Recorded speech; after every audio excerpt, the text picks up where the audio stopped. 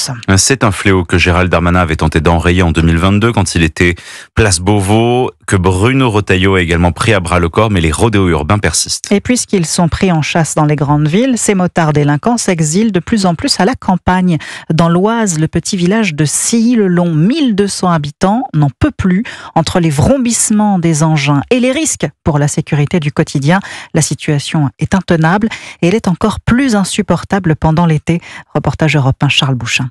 C'est à 500 mètres de la maison de François et Julia que se déroulent des courses sauvages de motos. En bordure de la commune de Silly-le-Long, les motards font rugir leurs machines et enchaînent les allers-retours. On a l'impression d'avoir un terrain de cross dans le jardin. Ça nous arrive même de rester à l'intérieur vu que dès qu'on sort, c'est bruit de moto sur bruit de moto. Quand il n'y en a pas beaucoup, c'est 5-6 motos. Quand il y en a beaucoup, ça monte à 30 ou 40 motos. Tous les jours, les moteurs tournent de 17h jusqu'à la tombée de la nuit. Nous, le soir, quand on essaye d'ouvrir les Velux, on entend tout. On a des enfants, c'est pas très pratique pour qu'ils puissent s'endormir. Et les rodéos s'invitent même en plein cœur de la commune, stop grillé et céder le passage non respecté, le tout en roue arrière.